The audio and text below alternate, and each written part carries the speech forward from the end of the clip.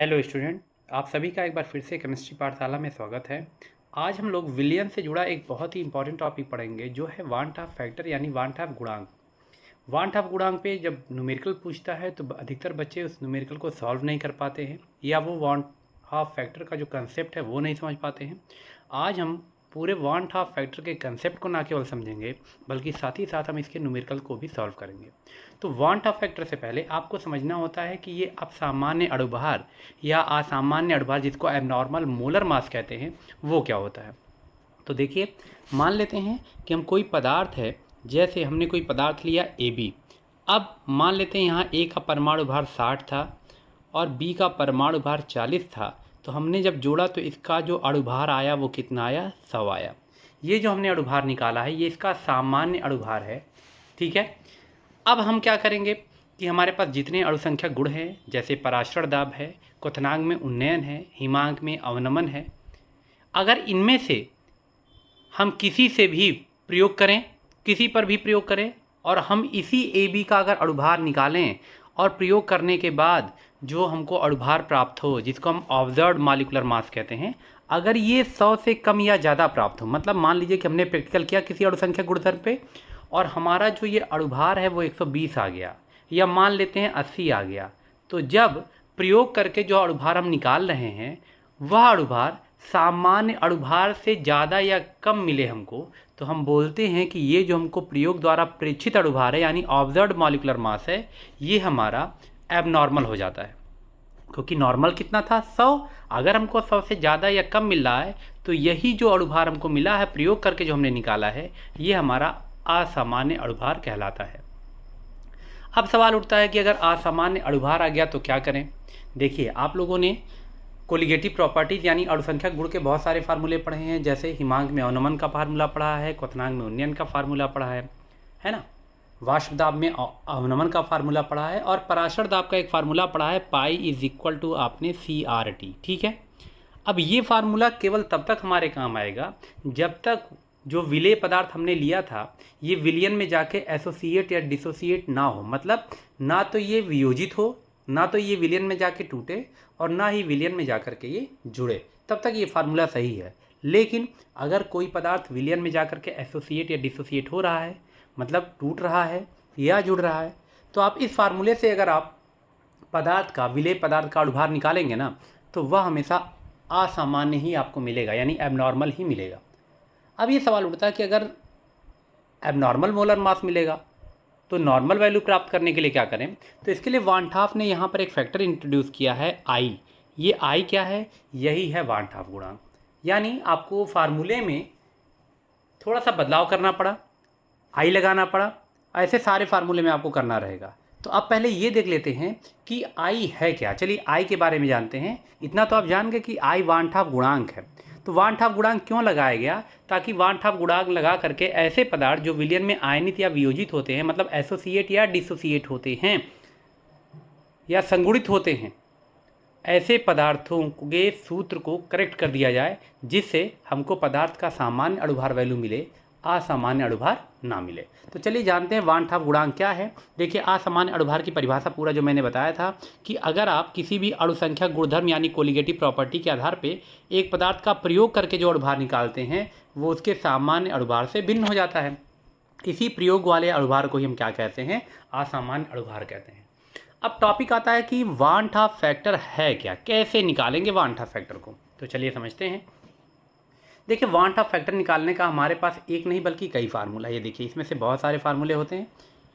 एक फार्मूला ये है कि आप अणुसंख्या गुणधर्म का प्रायोगिक मान निकालिए और इसको भाग कर दीजिए अणुसंख्या गुण का, यानी जो भी कोलिगेटिव प्रॉपर्टी आपकी है उसके नॉर्मल वैल्यू से। दूसरा होता है सामान्य अणुभार, अगर आपको पता है, और प्रेक्षित अणुभार पता है यानी प्रयोग वाला अणुभार पता है। जैसे मान लीजिए किसी पदार्थ का सामान्य अणुभार कितना है, 100 है, और उसका प्रेक्षित यानी प्रयोग करने पर अणुभार कितना आ रहा है, 50 आ रहा है, तो यहाँ से इसकी वैल्यू कितनी आ जाएगी, 2 हो जाएगा। ये है वान हाफ गुणांक का मान।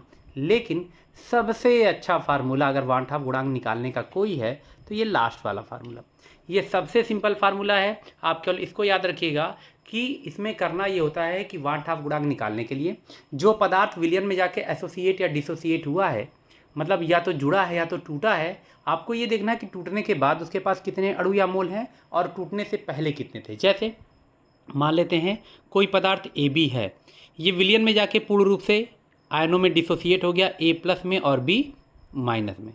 तो आप यहाँ पर देखिए इसके शुरू में कितने अणु थे, शुरू में इसके कितने अणु थे, एक, और विलयन में जाकर के एक ये हो गया, एक ये हो गया, यानी कुल मिलकर के ये कितने हो गए, ये हो गए 2। तो यहाँ I का मान जब निकालेंगे तो बाद में कितने, टूटने के बाद कितने अणु हो गए हैं या आयन हो गए हैं, 2, पहले कितने थे, 1, तो यहाँ पर हो जाएगा 2, यही I का मान है। तो अगर आपको I निकालना है तो सबसे आसान फार्मूला ये याद रखिएगा, जहाँ वियोजन यानी डिसोसिएशन या संयोजन यानी एसोसिएशन के बाद कितने अणु या मोल उसके पास हैं और पहले कितने मोल थे उससे भाग कर देना है। ठीक है, अब आइए वान हाफ गुणांक को निकाल करके समझते हैं कि वान हाफ गुणांक की वैल्यू आखिर निकालते कैसे हैं। तो देखिए वान हाफ गुणांक का प्रयोग हम केवल तभी करते हैं जब पदार्थ संयोजित हो यानी एसोसिएट हो या वियोजित हो यानी डिसोसिएट हो। तो उन दोनों के लिए हमारे पास कुछ फार्मूले हैं, उन फार्मूले को देखते हैं। जैसे पहला ये है कि अगर कोई पदार्थ पूर्ण रूप से वियोजित हो रहा है या पूर्ण रूप से संगुणित हो रहा है, उन पदार्थों के लिए वान हाफ गुणांक की गणना कैसे करें। ये तो बहुत आसान है, अगर कोई पदार्थ पूर्ण रूप से वियोजित हो रहा है तो उसके लिए वान हाफ फैक्टर निकालना बहुत आसान होता है। जैसे मान लीजिए कि हमने आपको दे दिया NaCl और कह दिया कि ये पूर्ण रूप से वियोजित होगा, तो आप इसको तुरंत आयनों में तोड़ लें। आयनों में तोड़ने के बाद आप देखें तो यहाँ Na पर प्लस आ गया, Cl पर माइनस। अब आप दोनों के मोल निकाल लीजिए कि कितने मोल थे। शुरू में कितने थे, 1 मोल, लेकिन टूटने के बाद 1 मोल इसके मिले, 1 मोल इसके मिले, तो यहाँ I बराबर कितना होगा, टूटने के बाद कुल कितने मोल हो गए, 1 और 1 2 हो गए, तो 2 लिखिए और डिवाइड कर दीजिए, पहले कितने मोल थे, 1, तो यहाँ I का मान कितना हो गया, 2 हो गया। अब मान लेते कोई और पदार्थ आपने ले लिया, जैसे आपने ले लिया MgCl2 यानी मैग्नीशियम क्लोराइड। अब इसको आप अगर मान लीजिए ये विलयन में पूर्ण रूप से वियोजित होता है, तो यहाँ देखिए Mg पे 2 प्लस आएगा और Cl पे माइनस है, और चूँकि 2 Cl यहाँ लिखा था तो हमने 2 से गुणा कर दिया। अब आप यहाँ पे अगर मोल निकालें तो शुरू में इसके कितने मोल थे, आपको हो गए 1 मोल, टूटने के बाद 1 मैग्नीशियम आयन का और 2 मिले हैं Cl के, तो कुल कितने मोल हो गए, कुल मोलों की संख्या यहाँ हो गई 3। I कैसे निकलता है, टूटने के बाद कितने मोल हुए, देखिए टूटने के बाद है 3 मोल, पहले कितने मोल थे, 1, तो यहाँ I का मान कितना आ गया, 3 आ गया। इसका एक मतलब ये है कि कोई भी पदार्थ जो वियोजित हो रहा है यानी टूट रहा है, उसके लिए I का मान हमेशा 1 से क्या हो रहा है, बड़ा हो रहा है। एक और एग्जाम्पल देख लेते हैं। जैसे हमने मान लिया कि हमने एक पदार्थ लिया है पोटेशियम फेरोसाइनाइड यानी K4FeCN का होल 6, ठीक है। अब यहाँ पर ये पोटेशियम फेरोसाइनाइड है, अभी इसका कुछ नहीं तो यानी 1 मोल माना जाएगा। जब मैं इसको आयोनाइज करूँगा तो आयोनाइज करने के बाद देखिए यहाँ पे K पर आएगा प्लस, और K कितनी बार है, 4 बार है, तो यहाँ लिखेंगे 4, प्लस जो दूसरा आयन मिलेगा वो मिलेगा FeCN का होल 6, ठीक है। अब यहाँ पे कितना माइनस आएगा, ये मान लीजिए 4 माइनस। अब आपको अगर मैं यहाँ कहूँ कि ये पूर्ण रूप से वियोजित हो रहा है, इसके लिए वान हाफ गुणांक का मान निकालिए, तो बहुत आसान है।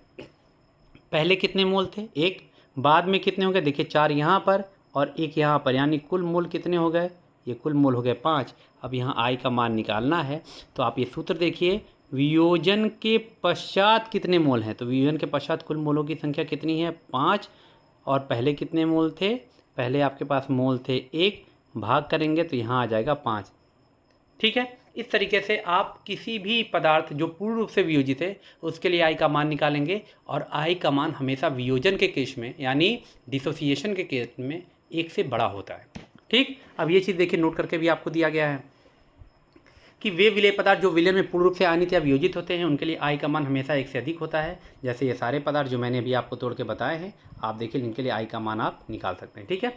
यहाँ एक चीज़ का ध्यान रखना है, यहाँ पर मिसप्रिंट हुआ है, I का मान यहाँ 4 नहीं बल्कि यहाँ I का मान 5 कर लीजिएगा। ये लोग अगर आप नोट बना रहे हैं तो नोट में इस चीज़ को आप करेक्शन कर लेंगे, क्योंकि अभी मैंने दिखाया था K4FeCN6 के लिए I का मान 4 नहीं बल्कि कितना होता है, 5 होता है।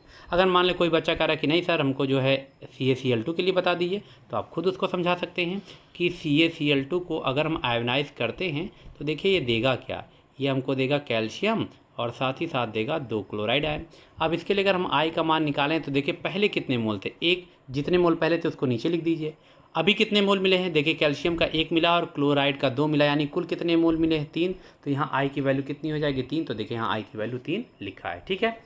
अब अगर मान लेते कोई पदार्थ विलयन में संगुणित हो रहा है यानी जुड़ रहा है, फॉर एग्जांपल के लिए जैसे हमने मान लीजिए एसिटिक अम्ल के 2 अणु लिए हैं, ये देखिए 2CH3COOH लिए हैं, और पता क्या लगा कि ये विलयन में जा कर के जुड़ के कुछ ऐसा बन गया। हम यहाँ नीचे लिख दे रहे हैं CH3COOH का होल ट्वाइस हो गया, यानी 2 अणु जुड़ गए। तो आप ये देखिए यहाँ पे आई निकालेंगे तो पहले कितने थे 2, वो नीचे लिख दीजिए, और जुड़ने के बाद कितने हो गए, आप देखिए यहाँ आगे कितने मोल हो गए 1 हो गए, तो यहाँ पर कितना आ जाएगा 0.5 आ जाएगा। ठीक है, तो यानी जो पदार्थ विलयन में जाकर के संगुणित होगा यानी जुड़ेगा उसके लिए आई का मान 1 से कम होगा, जबकि वियोजन के केस में आई का मान 1 से क्या होता था, ज़्यादा होता था। बात समझ में आ रही है। अब किसी बच्चे को ये समझना है कि भाई एसिटिक अम्ल के एसिटिक अम्ल जो है उसके अणु जुड़ते कैसे हैं, तो देखिए एसिटिक अम्ल का सूत्र होता है CH3COOH, ये पहला अणु है। अगर हम यहाँ पर लिखें एसिटिक अम्ल का दूसरा अणु तो CH3, यहाँ देखिए हो जाएगा COO, और यहाँ क्या हो जाएगा OH। होता क्या है, जब एसिटिक अम्ल के 2 अणु नज़दीक आते हैं तो उनके बीच ऑटोमेटिक हाइड्रोजन बॉन्ड बनने लगते हैं, और ये इसी हाइड्रोजन बंध के चलते ये दोनों अणु आपस में संगुणित या जुड़ जाते हैं। बात समझ में आ रही है। तो देखिए ये भी चीज़ नोट करके आपको बताया गया है कि वे विलेय पदार्थ जो विलयन में पूर्ण रूप से संगुणित होते हैं उनके लिए आई का मान 1 से कम है, और जो चीज़ मैंने आपको बताया था वो वैल्यू भी यहाँ पर आ गई है। अब ये होता है कि अगर कोई बच्चा कह रहा है कि नहीं सर हम ये सब चीज़ें रटेंगे नहीं, हमको ऐसा कुछ बताइए कि हम एग्ज़ाम में खुद वहाँ पर हमको जो कंपाउंड दे उसके लिए हम आई का मान तुरंत का तुरंत निकाल सकें, तो ठीक है वो भी आपको बताने जा रहा हूँ। लेकिन उससे पहले आप जान जाइए कि वियोजन की मात्रा क्या होती है। वियोजन की मात्रा को हम लिखते हैं किससे, अल्फ़ा से। किससे लिखते हैं, अल्फ़ा। इसको डिग्री ऑफ आयोनाइजेशन या डिग्री ऑफ डिसोसिएशन भी बोलते हैं, और अगर संगुणित हो रहा है यानी एसोसिएट हो रहा है मॉलिक्यूल तो इसको डिग्री ऑफ एसोसिएशन भी बोलते हैं। अल्फ़ा है क्या, अल्फ़ा आपको ये बताता है कि 1 मोल लेने पर, यानी अल्फ़ा ये बताता है कि अगर हम उस पदार्थ का 1 मोल लेंगे तो 1 मोल में से कितना हिस्सा, 1 मोल में से कितना भाग वियोजित या संगुणित होगा, यानी कितना भाग टूटेगा या कितना भाग जुड़ेगा। अब चाहे वियोजित लिखेगा चाहे आपकी इच्छा होगी तो यहाँ पर संगुणित लिखेगा। यानी अल्फ़ा हमको ये बताता है कि अगर हम किसी पदार्थ का 1 मोल लें तो उसमें से कितना हिस्सा वियोजित होगा। अब जैसे मैं आपसे कह दूं कि हमने किसी पदार्थ का 10 मोल लिया था, सपोज़ कीजिए हमने एक पदार्थ का 10 मोल लिया था, और 10 मोल में से केवल 2 ही मोल आयोनाइज हुए हैं, 2 ही मोल आयनित हुए हैं, तो इसके लिए अल्फ़ा कैसे निकालेंगे, अल्फ़ा बराबर कितने मोल आयनित हुए हैं 2 बटा कुल मोलों की संख्या कितनी थी 10, और ये बराबर आ जाएगा 0.2। अगर कोई आपसे पूछता कि अल्फ़ा का अधिकतम मान कितना होगा तो आप खुद बताइए। अगर मैं 10 मोल लूँगा तो बहुत ज़्यादा क्या हो सकता था कि 10 में से 10 ही मोल आयनित हो जाए, ऐसा हो सकता था। ठीक, हमने उस पदार्थ के कितने मोल शुरू में लिए थे 10, और बहुत ज़्यादा अगर वो पूर्ण रूप से आयनित हो गया तो कितने मोल टूटेंगे 10 मोल। तो अल्फ़ा का मान निकालेंगे तो कितने अणु वियोजित हुए 10, और पहले कितने थे 10, ये बराबर 1, यानी अल्फ़ा का अधिकतम मान कितना होता है 1 होता है। तो अब आपको अल्फ़ा समझ में आ गया। अल्फ़ा क्या बताता है कि किसी पदार्थ का 1 मोल लेने पे उसमें से कितना हिस्सा जो होता है वो वियोजित यानी डिसोसिएट हो सकता है या संगुणित या एसोसिएट हो सकता है।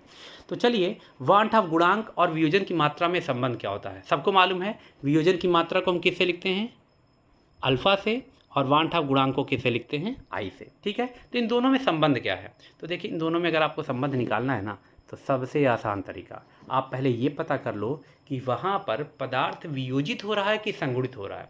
तो पहले मैं वियोजन का केस ले रहा हूँ, यानी पदार्थ टूट रहा है। अब अगर पदार्थ टूटेगा तो देखिए उसके लिए एक सिंपल फार्मूला होता है। अगर आपको वियोजन की मात्रा निकालनी है तो वांट ऑफ गुणांक में से 1 घटा दीजिए और इसको भाग कर दीजिए n-1 से। यहाँ n क्या है, n है उस पदार्थ के टूटने पर कितने अणु या आयन के मोल बने हैं। यहाँ n है उन मोलों की संख्या जो वियोजन के पश्चात हमको प्राप्त हुए हैं। बात समझ में आ रही है।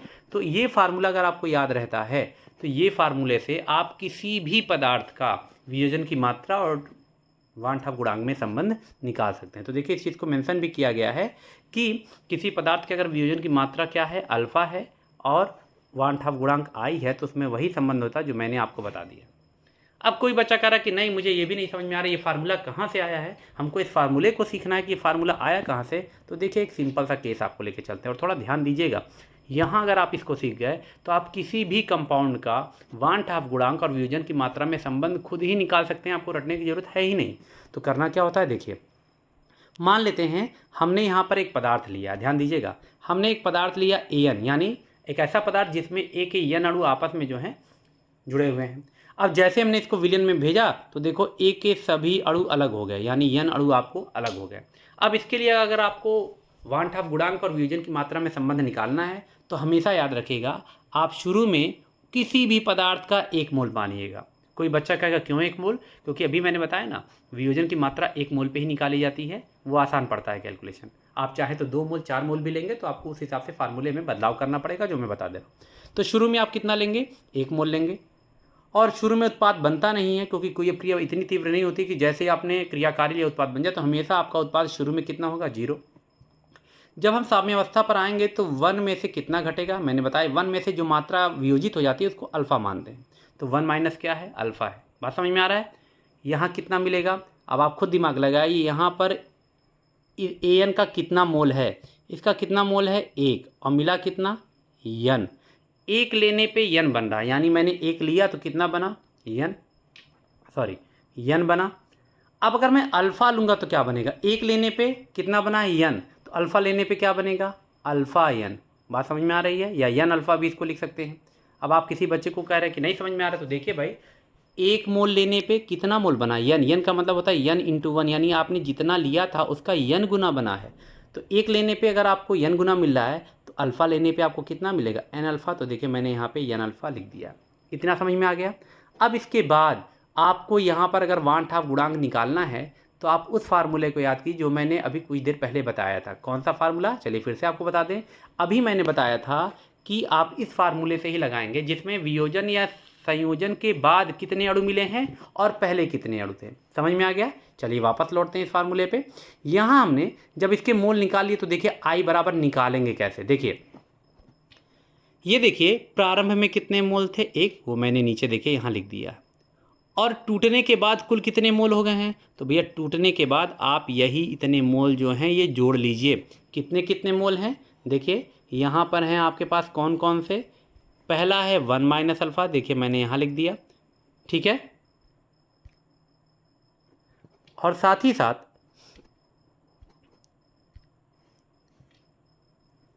ये 1 माइनस अल्फ़ा मैंने यहाँ पे लिख दिया है, और ये n अल्फ़ा ये मैंने यहाँ पे लिख दिया, ठीक है। अब दोनों का मान मैंने लिख दिया है, और कुल मोल शुरू में आपने कितने मोल लिए थे, 1 मोल, ये मैंने यहाँ पे लिख दिया, ठीक। अब 1 से भाग देने पे कोई फ़र्क पड़ेगा नहीं, तो देखिए ये i था, मैंने i को लिख दिया, और ऊपर केवल क्या बचा, 1 minus alpha plus n alpha बचा। बात समझ में आ रहा है। अब मैं 1 को इधर पक्षांतर कर दूंगा तो देखिए इधर हो गया i माइनस 1, ठीक है। अब यहाँ बचा क्या, देखिए माइनस अल्फ़ा और n अल्फ़ा बचा है, ठीक है। फिर मैंने क्या किया, n अल्फ़ा चूँकि पॉजिटिव साइन के साथ है तो n अल्फ़ा को पहले लिख दिया और माइनस अल्फ़ा को पीछे लिख दिया, ठीक है। अब देखिए दोनों में अल्फ़ा कॉमन है तो मैंने यहाँ अल्फ़ा को कॉमन ले लिया है, तो बचेगा क्या, n माइनस 1 बचेगा। और आप बताइए अल्फ़ा बराबर यहाँ से क्या आ जाएगा, तो अल्फ़ा बराबर आएगा i minus 1 divided by n minus 1, ठीक है। इस तरीके से वो फार्मूला आपको मिल गया जो फार्मूला मैंने ऊपर बताया था।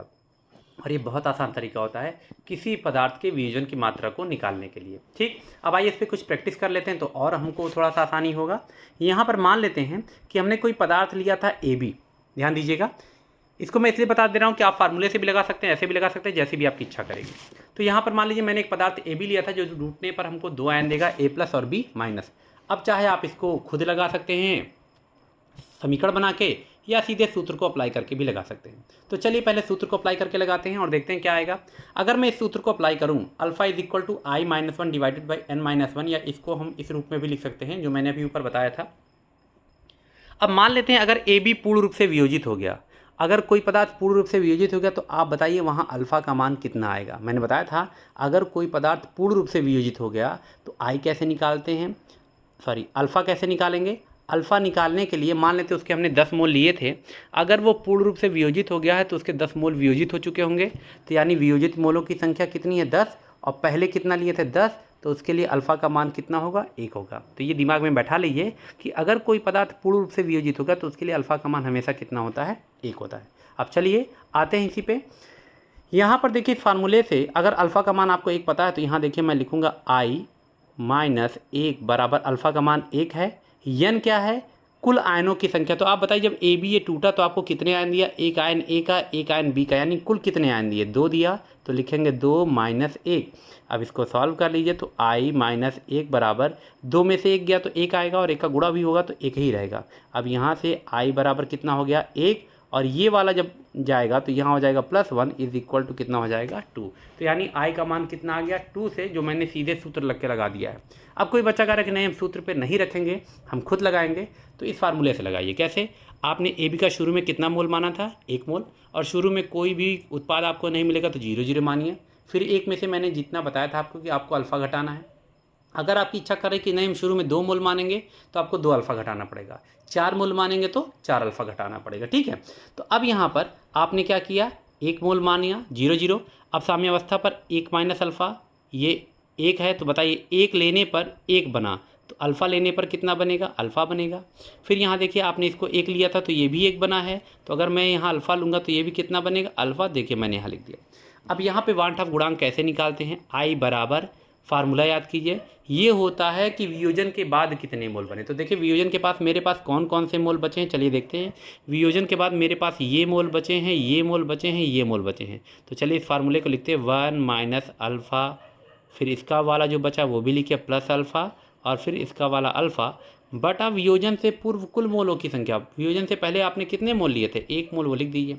अब इसको जब सॉल्व करेंगे तो देखिए यहाँ पर होगा क्या, यहाँ पर ये माइनस अल्फ़ा और ये प्लस अल्फ़ा कैंसिल हो जाएगा, तो यहाँ से i बराबर आ जाएगा 1 प्लस अल्फ़ा, ठीक है। अब 1 और ये जो प्लस अल्फ़ा बचा था जो मैंने यहाँ लिख दिया है, प्लस अल्फ़ा का मान अभी मैंने निकाला था, पूर्ण वियोजन के केस में कितना होता है, 1 होता है, तो कितना आ गया, 2 आ गया। अब चाहे आप यहाँ से निकालिए चाहे इस फार्मूले से निकालिए, आंसर एक ही आएगा, ठीक। एक और क्वेश्चन सॉल्व कर लेते हैं। मान लीजिए यहाँ पर हमने लिया ए टू बी। अब ए टू बी क्या है, ए टू बी का मतलब है ये एक ऐसा पदार्थ है जो ए के 2 आयन देगा और बी का 1 आयन देगा। अब इसके लिए वान हाफ फैक्टर अगर आपको और वियोजन की मात्रा में संबंध निकालना है तो बहुत आसान है। आप देखिए मैं ये मान रहा हूँ कि ए टू बी पूर्ण रूप से वियोजित होगा। अगर ये पूर्ण रूप से वियोजित होगा तो सबसे पहले इस सूत्र को देखते हैं। इस सूत्र से आप क्या लिखेंगे, यहाँ देखिए जो सूत्र दिया है i माइनस 1। अब अल्फ़ा चूँकि पूर्ण रूप से वियोजित है तो मैंने बताया था पूर्ण रूप से वियोजन के लिए अल्फ़ा का मान कितना होता है, 1 होता है। n बराबर उन आयनों की संख्या जो हमको मिले हैं वियोजन के बाद। तो कितने मिले हैं भाई, यहाँ 2 और इसका कितना मिला है 1, यानी कुल कितने मिले हैं 3। तो यहाँ लिखेंगे 3 माइनस 1। अब इसको सॉल्व कर लीजिए, i माइनस 1 बराबर 2 हो गया, तो i बराबर हो जाएगा 2 और ये माइनस 1 जब उधर जाएगा तो 1 हो जाएगा प्लस 1, और ये कितना आ जाएगा, i का मान 3 आ गया। इसका मान कितना आ गया, 3 आ गया, ठीक है। अब यहाँ i का मान अगर 3 आ गया है तो आप उधर भी सूत्र लगाइए तो i का मान कितना आएगा, 3 आएगा। कैसे, चलिए देखते हैं। यहाँ पर हम शुरू में कितना मानेंगे, हर बार की तरह 1 मोल, और ये उत्पाद हमारे 0 होगा। साम्यावस्था पर जाएंगे तो यहाँ 1 में से हमेशा अल्फ़ा ही घटाया कीजिए, आपको सोचना ही नहीं, 1 में से हमेशा अल्फ़ा ही घटाइए। और अब दिमाग लगाइए कि जब मैंने ये 1 लिया था तो ये कितना बना है, ये बना है 2, ठीक है। 1 लेने पे 2 बना, तो अगर मैं अल्फ़ा हटाऊंगा तो कितना बनेगा, डबल 2 अल्फ़ा। यहाँ मैंने 1 जब लिया था तो b भी 1 बना, यानी 1 लेने पे 1 बना, तो अल्फ़ा यहाँ से वियोजित करेंगे तो यहाँ कितना बनेगा, अल्फ़ा। अब i की वैल्यू निकालिए। कैसे निकालते हैं, हम पहले ये देखते हैं कि वियोजन के बाद कितने मोल हैं। तो वियोजन के पास मेरे पास जो मोल हैं वो लिख दीजिए, कितना है 1 माइनस अल्फ़ा प्लस 2 अल्फ़ा और प्लस अल्फ़ा डिवाइडेड बाई वियोजन से पूर्व कितने मोल थे, आपको मालूम है वियोजन से पूर्व मेरे पास केवल 1 मोल थे।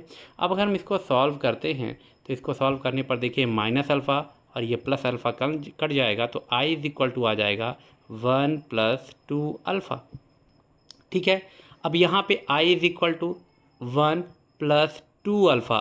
पूर्ण वियोजन के केस में अल्फ़ा का मान कितना होता है, 1 होता है। अब आप इसको सॉल्व करेंगे तो i का मान 3 आ गया।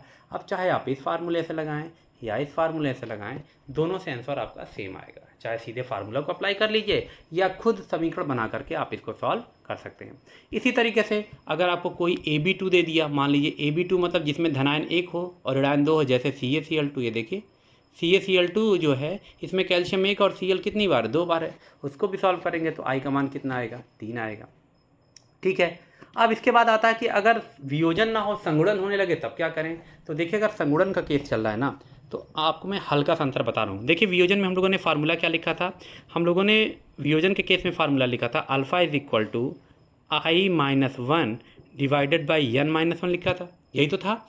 लेकिन अगर याद रखिएगा कि वहाँ पर संयोजन का केस चलने लगे, यानी पदार्थ जुड़ने लगे, संगुणित होने लगे, एसोसिएट होने लगे, तो आपको इस फार्मूले में हल्का सा बदलाव करना। अभी क्या बदलाव करना है ये मैं दूसरे कलर से यहाँ लिख दे रहा हूँ। देखिए, सबसे पहले आप अल्फ़ा लिखेंगे इज इक्वल टू, ऊपर आपने i-1 तब भी लिखा था, इस बार भी हम i-1 ही लिखेंगे, कोई बदलाव वहाँ नहीं करेंगे। जो बदलाव होना है वो नीचे के फार्मूले में होगा। यहाँ जब आपने n लिखा था ना, यहाँ लिखेगा 1/n-1, यानी जहाँ n था संयोजन के केस में, ये सूत्र कब लगता है?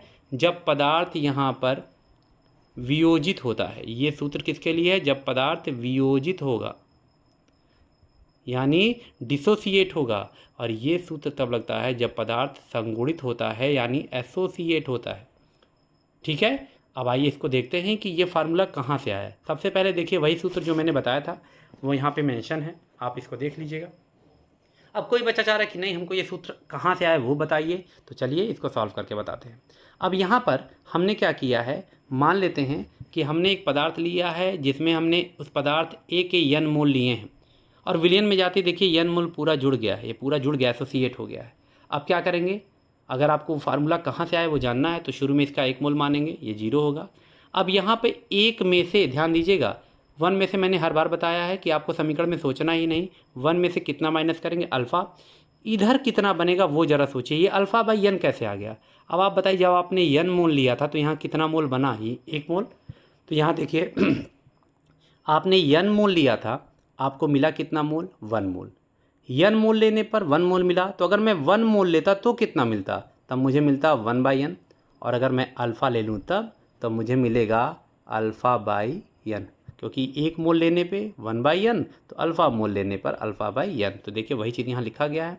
अब इसके बाद I की वैल्यू कैसे निकालते हैं, वही फार्मूला कि आपको पहले ये देखना होता है कि एसोसिएशन के बाद कितने हो गए। तो देखिए एसोसिएशन के पास मेरे पास कितने मोल हैं, यही हैं, हम लिख देंगे। कैसे, देखिए ये मोल मैंने यहाँ लिख दिया और ये अल्फ़ा बाई n यहाँ लिख दिया। और पहले कितने मोल थे, देखिए पहले हमारे पास 1 मोल थे, उसको नीचे डिवाइड कर दिया। अब इसको आप सॉल्व करिए, तो देखिए जब सॉल्व करेंगे तो 1 से डिवाइड करने पर कोई फ़र्क पड़ेगा नहीं, तो देखिए इक्वेशन ये आया। उसके बाद हमने क्या किया है, इसको सॉल्व करने के लिए ये जो 1 है इसको इधर ट्रांसफ़र करेंगे, तो देखिए यहाँ हो जाएगा i-1 is equal to minus alpha plus alpha by n। अब चूंकि अल्फ़ा बाई n पॉजिटिव है तो इसको आगे ले जाएंगे। देखिए अल्फ़ा बाई n को मैं पॉजिटिव वैल्यू के नाते आगे ले गया और माइनस अल्फ़ा को पीछे लिख दिया। अब दोनों में अल्फ़ा कॉमन है, तो देखिए अगले में हमने यहाँ अल्फ़ा कॉमन लिया है, तो यहाँ क्या बचा, 1/n माइनस 1 करके। अब इसके बाद जब आप इसको सॉल्व करेंगे तो देखिए यहाँ से जब अल्फ़ा की वैल्यू निकालेंगे तो ये चीज़ आप उधर भेज देंगे, और उधर भेजेंगे तो हो जाएगा क्या, i-1 डिवाइडेड बाई 1/n-1। ठीक है, अब इस पर कैसे लगेगा क्वेश्चन, चलिए देखते हैं। मान लेते हैं कि हमने आपको कोई पदार्थ दिया, सपोज़ कीजिए हम कोई पदार्थ आपको दे रहे हैं, हमने आपसे कह दिया कि एक पदार्थ है और वो 80% जो है एसोसिएट होता है, यानी 80% संगुणित होता है, 80% वो संगुणित हो रहा है। तो आप बताइए इसके लिए वान हाफ गुणांक का मान कितना होगा। तो बहुत आसान है, कितना परसेंट संगुणित हो रहा है, 80%। तो यहाँ आप लिखेंगे अल्फ़ा बराबर, अल्फ़ा क्या है, संगुणन की मात्रा यानी डिग्री ऑफ एसोसिएशन है, ये लिखेंगे 80% मतलब होता है डिवाइडेड बाई 100। इसको सॉल्व करेंगे तो आएगा अल्फ़ा का मान 0.8 आ गया। अब आप सीधे ये फार्मूला अप्लाई कर लीजिए, तो देखिए इस फार्मूले में अल्फ़ा की वैल्यू कितनी हमको मिल गई है, अल्फ़ा की वैल्यू मिल गई है 0.8। यहाँ पे i-1 लगाएंगे, ठीक है, 1/n, ध्यान दीजिएगा 1/n माइनस कितना हो जाएगा, 1। ठीक है, अब वो पदार्थ मान लेते, जो पदार्थ हमको दिया था वो पदार्थ दिया था क्या, 2a। हमने ये कहा कि उस पदार्थ के कितने मान लेते हैं मालिक्यूल जुड़ रहे थे, क्वेश्चन में उसने दिया था कि उसके 2 मालिक्यूल जुड़ रहे थे और A2 बना रहे थे। तो कितने मालिक्यूल जुड़ने गए हैं वही n का मान है। तो यहाँ n का मान अगर रखेंगे तो ये देखिए हो जाएगा 0.8 इज इक्वल टू, यहाँ लिखेंगे i-1 डिवाइडेड बाई 1/2 - 1। अब इसको आप सॉल्व करें, सॉल्व करने के लिए हम इधर आ जा रहे हैं, तो देखिए यहाँ पर हो जाएगा क्या, यहाँ पर हो जाएगा 0.8 इज इक्वल टू, ऊपर i-1 है, i-1 डिवाइडेड बाई, ये देखिए 1/2 - 1 करेंगे तो आएगा कितना, ये आ जाएगा आपका कितना, 0.5, यानी 1/2 आएगा, तो यहाँ लिखेंगे 0 पॉइंट कितना आ जाएगा, 5 आ जाएगा। अब इसको आप अगर और सॉल्व करते हैं तो i-1 इज इक्वल टू कितना हो गया है, ये हो जाएगा कितना, 0.04। अब इसी के लिए i इज इक्वल टू निकालेंगे तो इसको उधर ट्रांसफ़र कर दीजिएगा, आपका i का वैल्यू आ जाएगा। ठीक है। अब अगर मान लीजिए किसी कंपाउंड में ऐसा भी कहा गया कि उसके 3 मालिक्यूल आपस में एसोसिएट हो रहे हैं, यानी 3A से यहाँ बन रहा है A3, ये कह दिया। ठीक है। और आपसे कह रहा है कि इसके लिए एसोसिएशन का फार्मूला निकालिए, डिग्री ऑफ एसोसिएशन और वांट ऑफ फैक्टर में फार्मूला निकालिए। तो या तो आप सीधे निकाल सकते हैं या इसका डेरिवेशन खुद भी कर सकते हैं। कैसे, आइए आगे देखते हैं। सबसे पहले हम 2 मोल की अगर बात करेंगे, यहाँ पर देखिए उस सबस्टांस के कितने मोल एसोसिएट हो रहे हैं, 2 मोल जुड़ के कितना बना ले रहे हैं, 1 बना रहे हैं। यानी हमने सोल्यूशन में 2 मोल भेजा था और बने कितने, 1 मोल बने। ठीक है। अब यहाँ पर अगर आपको इसको लगाना है, 2 तरीके से लगा सकते हैं। पहला तरीका सीधे फार्मूले से लगा लीजिए। अब यहाँ पे फिर मैं मान रहा हूँ कि ये जो एसोसिएशन हो रहा है यानी संगुणन हो रहा है वो 100% हो रहा है। और आपको मालूम है अगर 100% वियोजन होता है यानी पूर्ण वियोजन होता है या पूर्ण संगुणन होता है, कंप्लीट डिसोसिएशन होता है या कंप्लीट एसोसिएशन होता है, तो आई की वैल्यू कितनी होती है, 1 होती है। सॉरी, अल्फ़ा की वैल्यू कितनी होती है, 1 होती है। तो अगर अल्फ़ा की वैल्यू 1 है तो चाहे आप इस फार्मूले से लगाइए, इस तरीके से लगाइए या इस तरीके से, आंसर सेम आना है। कैसे, आइए देखते हैं। अगर हम इस फार्मूले को अप्लाई करते हैं जो यहाँ पर दिया हुआ है, तो देखिए इस फार्मूले को अप्लाई करने पर हम इसको ऐसे लिख सकते हैं। अब यहाँ पर लिख दीजिए आप i - 1 is equal to, alpha की वैल्यू कितनी है, 1, और यहाँ लिखेंगे 1/2। n की वैल्यू क्या है, कितने मालिक्यूल जुड़ने जा रहे हैं, यही n की वैल्यू है, तो यहाँ पे लिख देंगे 1। अब आप इसको सॉल्व करेंगे तो i - 1 इज इक्वल टू कितना हो जाएगा, आप ये देखिए यहाँ पर आएगा कितना, यहाँ आएगा -1/2। ठीक है। और -1/2 आएगा तो यहाँ से i इज इक्वल टू क्या हो जाएगा, ये हो जाएगा -1 प्लस, सॉरी, ये हो जाएगा 1 - 1/2 इज इक्वल टू आएगा 1/2 इज इक्वल टू 0 पॉइंट कितना आ गया, 5। ये हो गया। अगर कोई कह रहा कि नहीं हमको इस तरीके से बताइए, तो फिर वही बात, आपने शुरू में भले ही उसके 2 मोल लिए थे, आप प्रारंभ में कितना मानेंगे, 1 मोल। हमेशा आपका उत्पाद हमेशा 0 होगा। 1 में से कितना घटाएंगे, अल्फ़ा। और यहाँ अल्फ़ा/2 क्यों बना, आप देखें यहाँ पे जब आपने 2 मोल लिया तो कितना बना है, 1, यानी 2 लिया तो 1 बना, यानी आधा बना है। तो अगर आप अल्फ़ा लेके जाएंगे तो वहाँ अल्फ़ा का आधा कितना बनेगा, अल्फ़ा/2। वैसे आपको एक आसान फार्मूला बता दें, अगर आप बच्चों को थोड़ा डाउट होता है तो यहाँ जितने मालिक्यूल रहे ना, आप इस साइड में अल्फ़ा को उतने से डिवाइड कर दिया कीजिए। ये बहुत आसान तरीका होता है। अगर 3 मालिक्यूल होते तो मैं अल्फ़ा/3 लिखता, 4 मालिक्यूल होते तो मैं अल्फ़ा/4 लिखता। ठीक है।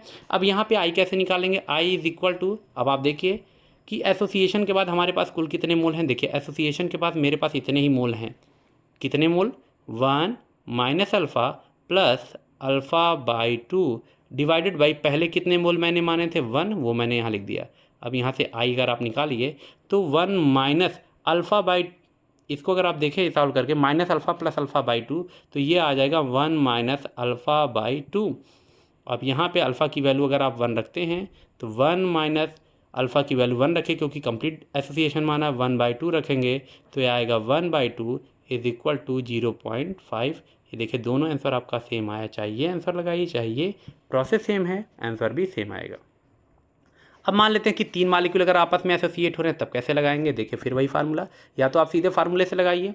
यहाँ पे हम मानना है कि कंप्लीट एसोसिएशन हो रहा तो अल्फ़ा इज इक्वल टू 1। अब आप यहाँ फार्मूले में लगाइए तो i - 1 is equal to, alpha की वैल्यू 1 है, 1 बाई कितने मालिक्यूल एसोसिएट होने गए, तो आप कहोगे 3 मालिक्यूल, तो यहाँ n की वैल्यू है 3, माइनस कितना करेंगे, 1 करेंगे, यहाँ से i - 1 इज इक्वल टू, अब ये देखिए यहाँ पे इसको जब सॉल्व करेंगे ना तो ये आएगा -2 बाई कितना, 3।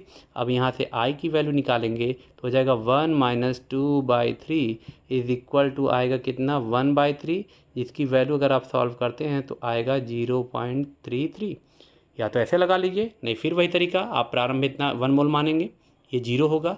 साम्यावस्था पे 1 में से हर बार अल्फ़ा घटेगा, यहाँ कितना बनेगा, मैंने ट्रिक बताया था कि जितने मालिक्यूल एसोसिएट हों अल्फ़ा को उससे डिवाइड कर दिया कीजिए, सबसे आसान तरीका यही होता है।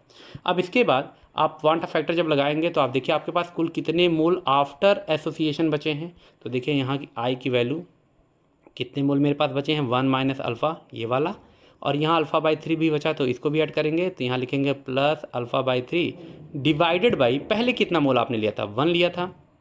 आप इसको सॉल्व करेंगे, 1 माइनस, अब माइनस अल्फ़ा प्लस अल्फ़ा/3 को अगर आप सॉल्व करते हैं तो यहाँ पर जो वैल्यू मिलेगी वो आ जाएगी 2 अल्फ़ा/3। अब यहाँ पे अल्फ़ा की वैल्यू कितनी होती है आप सबको मालूम है, 1 है, तो 1 - 2 × 1 डिवाइडेड बाई 3 करेंगे तो यहाँ पर आएगा इज इक्वल टू कितना 1/3 और 1/3 की वैल्यू कितनी आएगी 0.33। देखिए यही वैल्यू आई जो वैल्यू यहाँ पर भी आई हुई थी। ठीक है, तो इसमें से आप किसी भी तरीके से क्वेश्चन को सॉल्व कर सकते हैं। तो उम्मीद है आपको वांट ऑफ गुणांक निकालना समझ में आ गया। अब वांट ऑफ गुणांक निकालना आपको समझ में आ गया तो इसका फ़ायदा क्या है, कहाँ पे इसको अप्लाई करेंगे, कहाँ बदलाव करना है ताकि हमको एबनॉर्मल मोलर मास ना मिले। तो देखिए आपने जितने भी अल्पसंख्यक गुण पढ़े हैं यहाँ उसके 2 फार्मूले हमने यहाँ मेंशन किए हुए हैं। ये फार्मूला देखिए यहाँ से यहाँ तक, ये फार्मूला ये तब आप लगाएंगे जब वह विलेय पदार्थ ना तो एसोसिएट हो रहा है ना ही डिसोसिएट हो रहा है। यहाँ मैंने ऊपर लिख भी दिया है कि देखिए विलेय के संयोजित या वियोजित ना होने पर आप ये सूत्र लगाएंगे। ये सारे सूत्र आप पीछे पढ़ चुके हैं। जो लोग नहीं जानते हैं वो ऊपर जो लिंक आएगा उस लिंक में आप क्लिक करके विलियन के बाकी जो पार्ट मैंने बताए हैं उसमें जा कर के आप देख सकते हैं।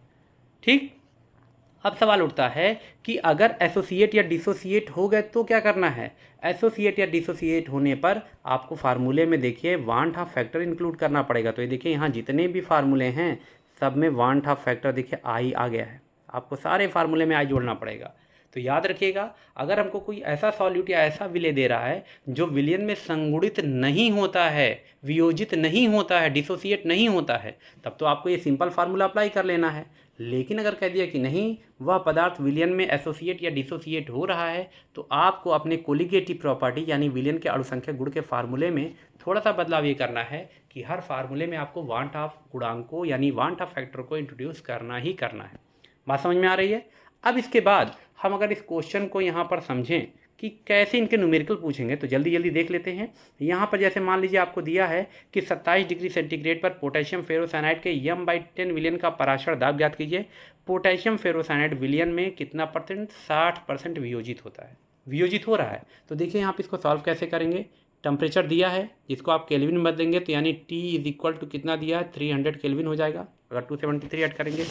ये मोलर कंसंट्रेशन यानी C की वैल्यू दिया है, कितना दिया है C की वैल्यू 1/10 दिया हुआ है। ठीक है,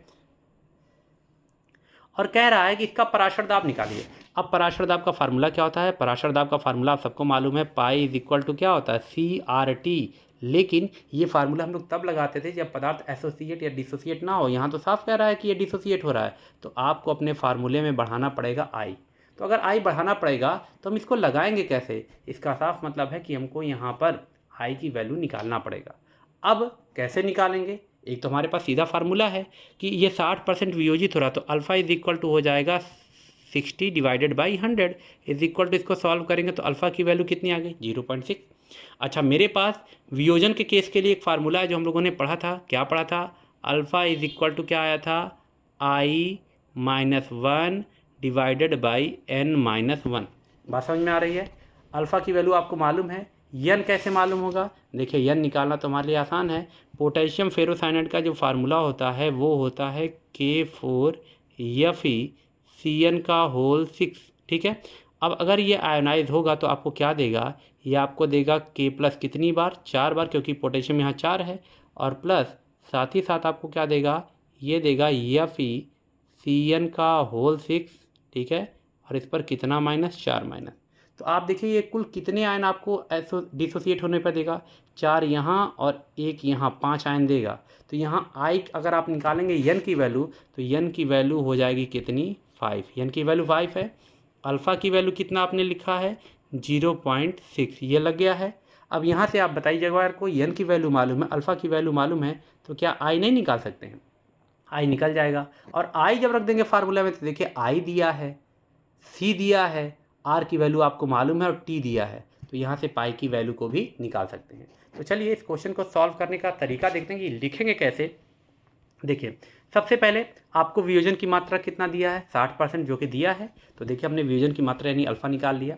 अब फिर वही चीज़ है कि आपको वांट ऑफ फैक्टर निकालना 2 तरीके से निकाल सकते हैं। कैसे, देखिए पहला तरीका आप सीधे ये फार्मूला अप्लाई कर लें। यहाँ देखिए alpha is equal to I-1 divided by n-1 होता है, या इसको हम लिख सकते हैं I-1 is equal to alpha और ये n-1 को हमने क्रॉस मल्टीप्लाई कर दिया। ठीक है, अब यहाँ पे अब देखिए I-1 अल्फ़ा की वैल्यू कितनी आई है, अल्फ़ा की वैल्यू आई है 0.6।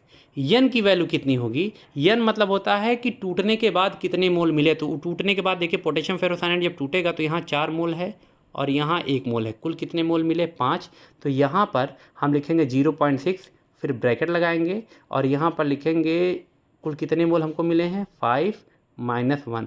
अब इसको सॉल्व करेंगे। I - 1 इज इक्वल टू, ये देखिए 5 - 1 4 होगा, जिसका 0.6 में मल्टीप्लाई करेंगे तो आएगा 2.4। तो यहाँ से I इज इक्वल टू हो जाएगा 1 + 2.4 इज इक्वल टू 3.4। अब कोई बच्चा चाह रहा है कि नहीं हम फार्मूला नहीं याद करेंगे, हम उसको वहीं इक्वेशन से बनाएंगे, तो बना लीजिए। आप कैसे बनाएंगे? आप पहले पोटेशियम फेरोसाइनाइड को आयनाइज करेंगे। अब देखिए प्रारंभ में आप इसका 1 मोल मानेंगे, 0 0 होगा। फिर उसके बाद यहाँ पे साम्यावस्था पे हम जाएंगे तो 1 - अल्फ़ा। यहाँ 4 अल्फ़ा कैसे आ गया? आप खुद दिमाग लगाइए। जब मैंने यहाँ 1 मोल लिया था तो यहाँ कितने मोल बना? 4, यानी 1 लिया तो 4 बना। तो अल्फ़ा ले जाएंगे तो कितना बनेगा? 4 अल्फ़ा बनेगा। ठीक है। और साथ ही साथ देखिए जब हमने यहाँ इसका 1 मोल लिया था तो पोटेशियम फेरोसाइनाइड भी 1 ही मिला, यानी 1 लेने पर 1 बना। तो अगर यहाँ अल्फ़ा ले जाएंगे तो कितना बनेगा? अल्फ़ा। अब वही आई का फार्मूला आप अप्लाई कर दिए कि मेरे पास वियोजन के बाद कुल कितने मोल हो गए। तो कितने मोल हो गए ज़रा देख लीजिए। यहाँ हमारे पास वियोजन के पास है 1 - अल्फ़ा मोल, देखिए लिख दिया है। 4 अल्फ़ा वो भी लिख दिया है। अल्फ़ा और पहले कितने थे? 1 मोल, जो कि शुरू में हमने माना है। अब आप इसको सॉल्व करेंगे तो देखिए ये अल्फ़ा और ये अल्फ़ा कट जाएगा, तो यहाँ आ जाएगा 1 + 4 अल्फ़ा। अल्फ़ा की वैल्यू यहाँ से रख दीजिए। अल्फ़ा की वैल्यू रखेंगे तो देखिए ये यहाँ पर वैल्यू रखने पर I इज इक्वल टू कितना आ गया? 3.4। तो चाहे आप इधर से ये निकालिए तब भी I की वैल्यू सेम आएगी और यहाँ से 3.4 आ गया। अब आपको क्या क्या मालूम है? देखिए I मालूम हो गया है। टेम्परेचर आपको शुरू में दिया था, देखिए टेम्परेचर भी आपको यहाँ पे दिया हुआ था। R की वैल्यू यानी विलेन स्थिरांक, सोल्यूशन कांस्टेंट की वैल्यू आपको मालूम है। मोलर कंसंट्रेशन m/10 यानी 1/10 दिया था। अब आप अगर ये फार्मूला लगाएं pi is equal to ICRT, तो देखिए I की वैल्यू आपको मालूम है, R की वैल्यू, T की वैल्यू, C की वैल्यू मालूम है, सब रख दीजिए तो यहाँ से पाई आ जाएगा। पाई की यूनिट क्या लिखेंगे? R की यूनिट में सबकी यूनिट छुपी होती है। देखिए यहाँ ATM लिखा है, ATM मतलब वायुमंडल, यानी दाब का मात्रक वायुमंडल होगा, इसीलिए यहाँ पे जब पाई का आंसर आ जाएगा तो हम उसकी यूनिट क्या लिखेंगे? ATM लिखेंगे। बात समझ में आ गई? अगले क्वेश्चन को देखते हैं। यहाँ पर दिया 100 ग्राम जल में 7 ग्राम कैल्शियम नाइट्रेट, जिसका अणुभार 164 है, के तन विलयन के वियोजन की मात्रा दिया है और आपसे कह रहा है यदि जल का वाष्प दाब 760 मिलीमीटर हो तो विलयन का वाष्प दाब ज्ञात कीजिए। अब अगर आपको याद होगा तो हम लोगों ने वाष्प दाब का फार्मूला लिखा क्या था? ठीक है, वाष्प दाब का फार्मूला अभी हम लोगों ने कुछ देर पहले देखिए यहाँ मेंशन किया था कि अगर कोई पदार्थ टूटेगा तो आपको ये वाला फार्मूला लगाना है। अगर ये वाला फार्मूला लगाना है तो चलिए देखते हैं ये फार्मूला यहाँ इसको अप्लाई कैसे करेंगे। ठीक है, हम यहाँ पर फार्मूला क्या लिख रहे हैं? हमारे पास जो फार्मूला है वो है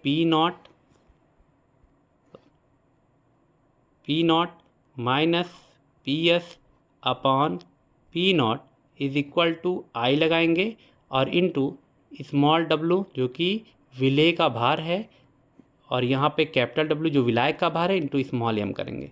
अब यहाँ पर आपको क्या क्या चीज़ें दिया है ज़रा देख लीजिए। यहाँ पर सबसे पहले कह रहा है वियोजन की मात्रा 70%, तो आप अल्फ़ा तुरंत निकाल लीजिए। अल्फ़ा इज इक्वल टू 70%, यानी 70 divided by 100 is equal to कितना? 0.7 आ गया। उसके बाद आप I की वैल्यू भी लगे हाथ निकालेंगे क्योंकि मेन तो वही है। I इज इक्वल टू क्या होता है? जो फार्मूला आपने पढ़ा है उस फार्मूले के according I is equal to होता है क्या?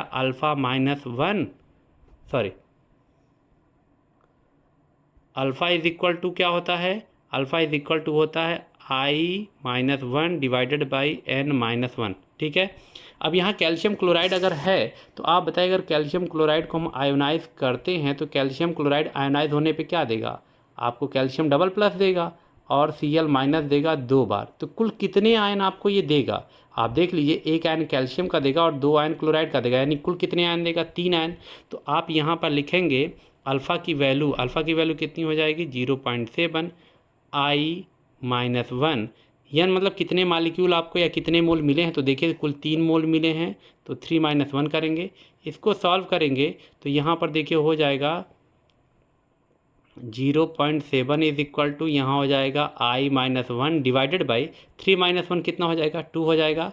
अब यहाँ से इसको सॉल्व करेंगे तो हो जाएगा I - 1 इज इक्वल टू कितना हो जाएगा? ये हो जाएगा 0.7 × 2, यानी आ जाएगा कितना? 1.4। तो यहाँ से आई की वैल्यू कितनी हो जाएगी, 1 को उधर करेंगे ट्रांसफ़र तो हो जाएगा 1 + 1.4 इज इक्वल टू कितना आ जाएगा, 2.4 आ जाएगा। ठीक है, तो वांट ऑफ फैक्टर निकल जाएगा।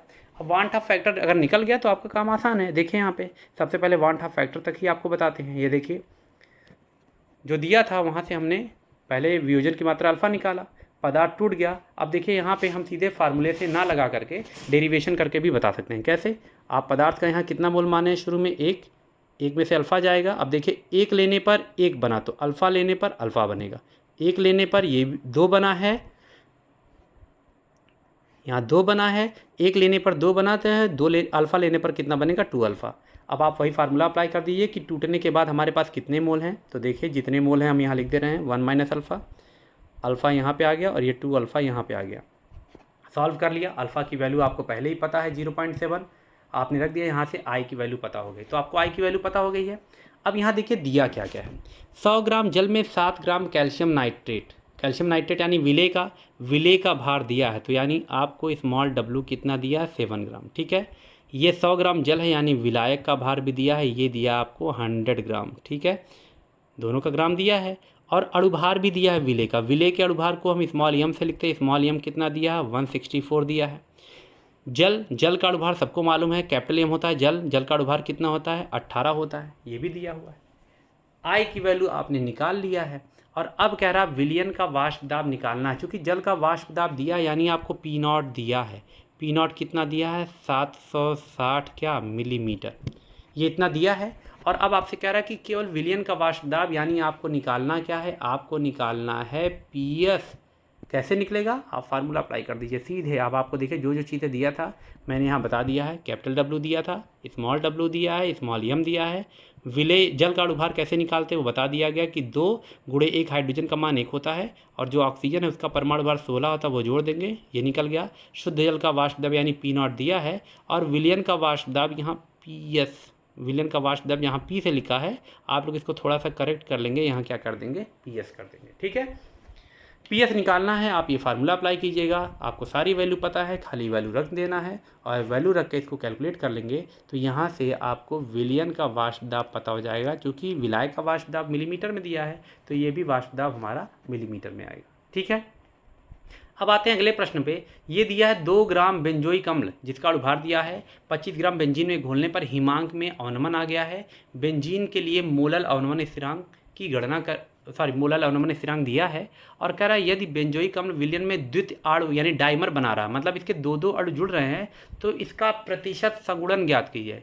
यानी ये कितने प्रतिशत तक संगुणित हो रहा है वो आपको ज्ञात करना है। तो देखिए अगर ऐसा क्वेश्चन आ जाए तो इसको लगाएंगे कैसे। सबसे पहले चूंकि हिमांक में अवनमन दिया है तो हिमांक में अवनमन का जो हमारे पास फार्मूला होता है वो फार्मूला क्या है, डेल्टा TF बराबर, चूँकि यहाँ वियोजन हो रहा तो I लगाएंगे, I फिर लिखेंगे क्या, KF, उसके बाद स्मॉल w के साथ होता है 1000 डिवाइडेड बाई क्या होता है, ये 1000 हो गया और डिवाइडेड बाई होता है यहाँ पे कैपिटल W के साथ स्मॉल m, ये हमारा फार्मूला होता है।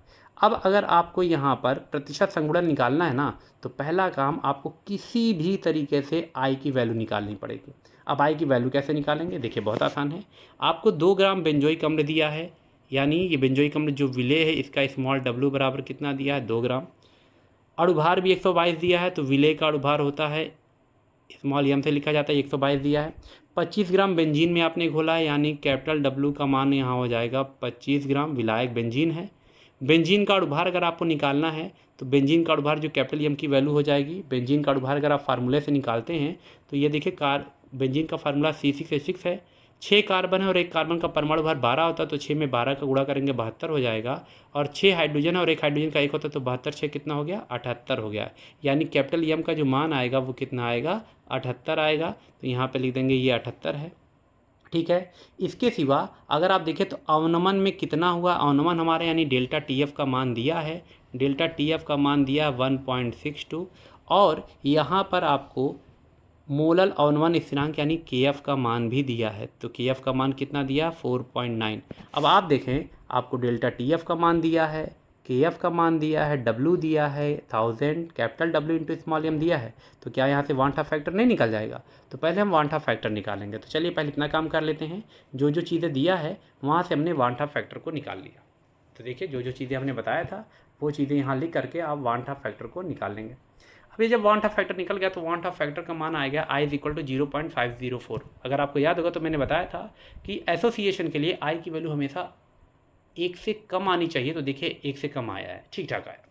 अब संगुणन प्रतिशत निकालना है, बहुत आसान है। मान लेते हैं कि संगुणन की मात्रा यानी डिग्री ऑफ एसोसिएशन अल्फा है। अब यहाँ पे आपको बेंजोइक अम्ल जो है उसका डिसोसिएशन करना है। बेंजोइक अम्ल का देखिए फार्मूला यही होता है, यहाँ पे जो लिखा है मैंने बेंजोइक अम्ल का।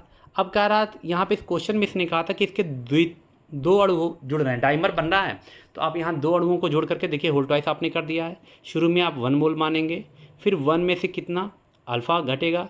अब आप बताइए जब आपने 2 लिया था तो कितना बना 1, यानी जितना आपने लिया था उसका आधा बना है।